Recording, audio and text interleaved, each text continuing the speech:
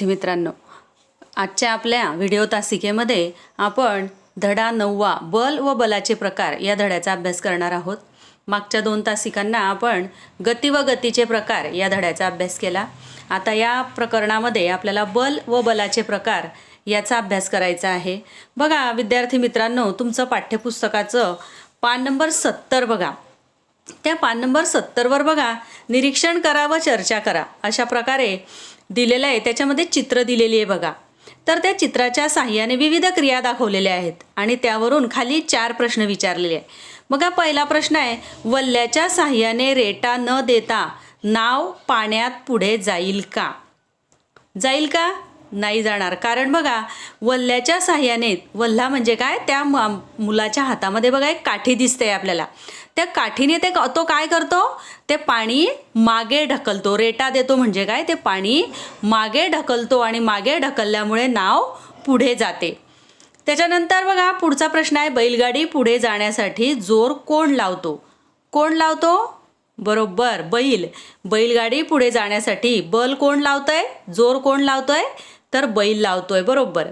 तिसरा प्रश्न आहे बघा, फुटबॉल खेळत असताना चेंडू कशामुळे गतिमान होतो आणि त्याची दिशा कशी बदलते?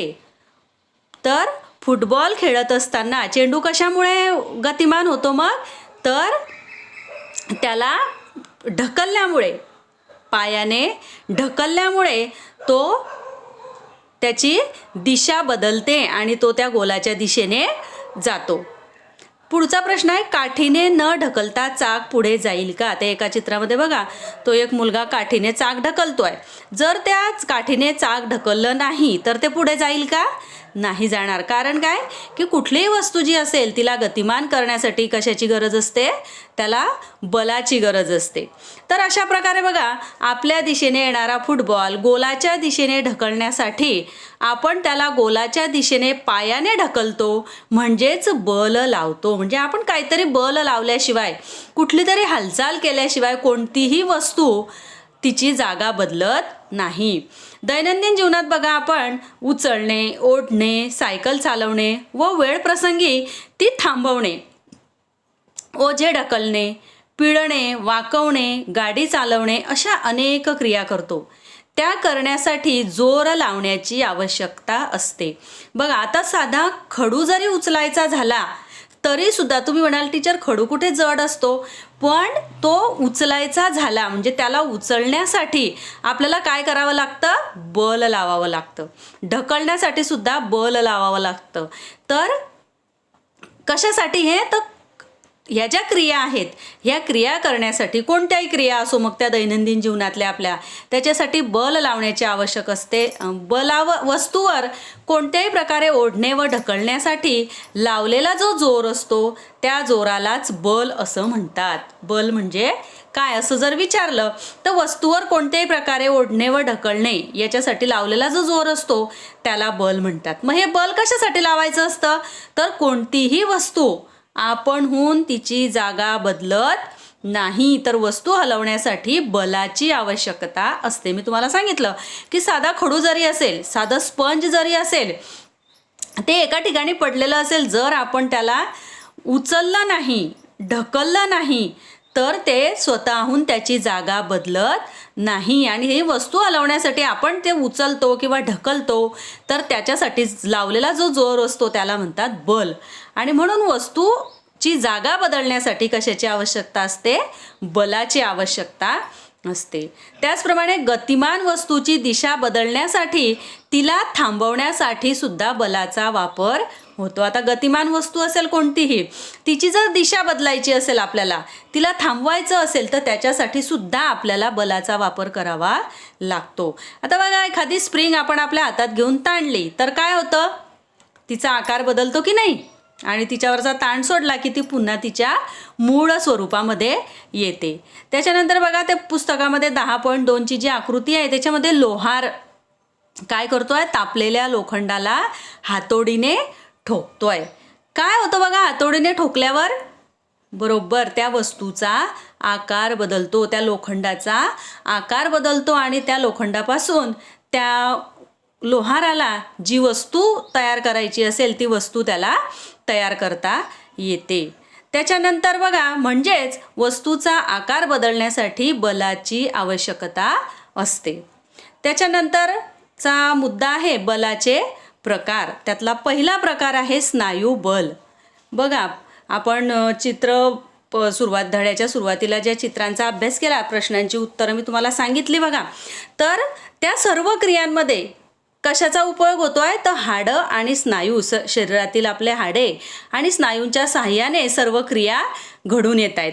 शेजारील चित्रात वजन उचलणारी व्यक्ती स्नायू बलाचा वापर करून वजन उचलते बघा.